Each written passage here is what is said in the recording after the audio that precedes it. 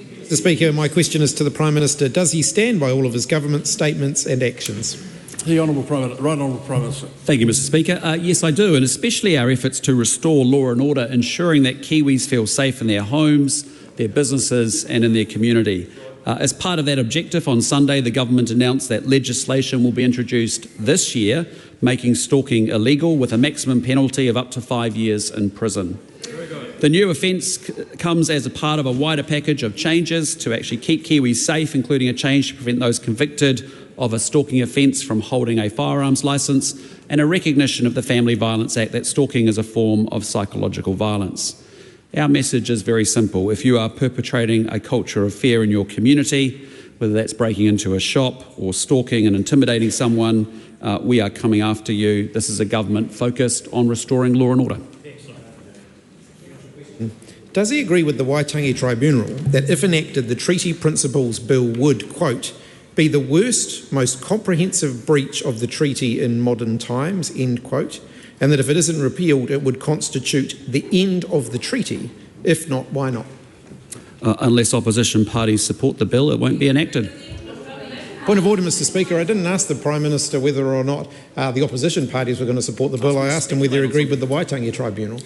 You did, but you also asked him to comment on the circumstances that might exist if the bill were passed. And I think for that reason the question's certainly been addressed.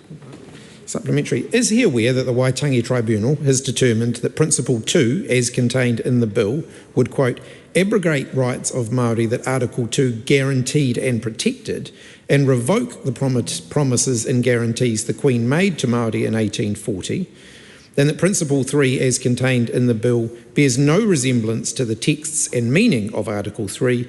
If so, how can he support the bill in good conscience? Well, as I explained to the member last week, we are supporting the bill through first reading, that the government parties and the coalition government are free not to support it after that point in time. Is the reason why his ministers have consistently sought to undermine the Waitangi Tribunal without any censure from him, even calling for its disestablishment, because the tribunal has brought attention to the profoundly negative impacts the Treaty Principles Bill is having on the Crown's relationship with Māori? What I'd say to that member is that many commentators have said in a post-treaty settlement world it's quite a legitimate question to ask what the role of the Waitangi Tribunal is going forward. That is something that we as a coalition government will explore in due course. How can he claim that the National Party's support of the bill ending before the second reading will address the widespread concerns when the mere introduction of the bill will, according to the Waitangi Tribunal, prejudice Māori, and there is a risk that the Select Committee process will be hijacked by racists and purveyors of misinformation for 6 months? I disagree with the characterisation of that question. As I explained to the member last week, we live in an MMP world. Parties in this parliament have different views and different constituents. They are represented here in parliament. We didn't get what we want. The ACT party didn't get what they wanted. We came to a sensible compromise. We're supporting it at first reading, not beyond that. Just before the member goes into his next question, just remind the House that sort of general barrage is not acceptable and that all questions are heard in silence. What responsibility does he take as Prime Minister for the fact that, as former National Minister Christopher Luxon has said, quote, there is too much division and hurt in New Zealand caused by, among other things, pernicious nonsense like the Treaty Principles Bill? Well, I don't take responsibility for Chris Luxon. Supplementary.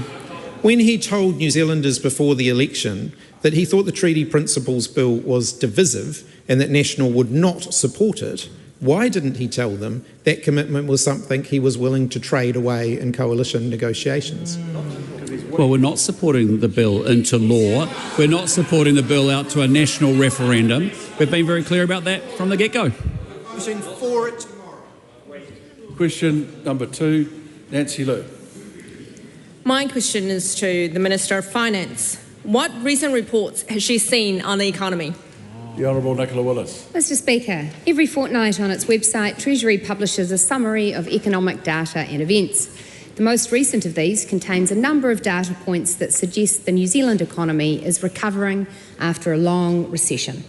The number of building consents is beginning to rise. New Zealand's goods exports prices, particularly dairy, are continuing to climb. On Monday, and Grant McCullum was pleased to tell me all about it, Fonterra lifted its forecast milk price from a midpoint of $9 a kilogram to $9.50. And business confidence, firms' expected activity and employment intentions have all risen. Supplementary. When will the next Treasury forecasts be released? Mr Speaker, Treasury will release a full set of economic and fiscal forecasts in the half-year update on the 17th of December.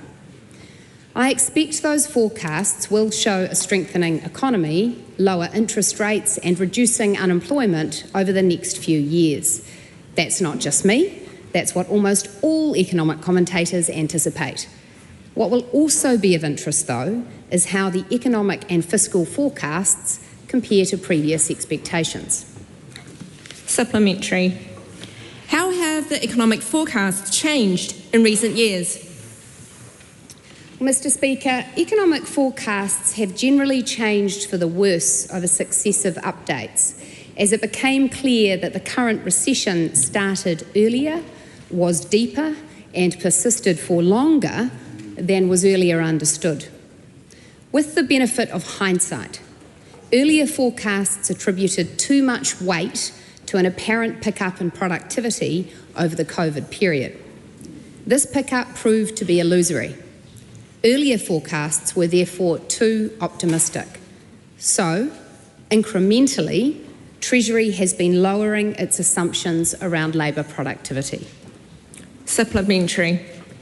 How have these economic forecasts flow through to the fiscal forecasts?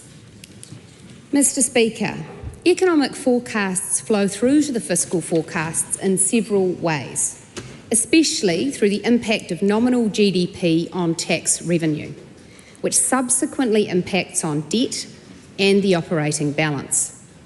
Steadily deteriorating economic forecasts, plus some big spending increases in budgets 2022 and 2023, have led to a series of downgrades in the fiscal forecasts. For example, since Haifu 2021, every forecast for the return to Obergall surplus has been revised downwards.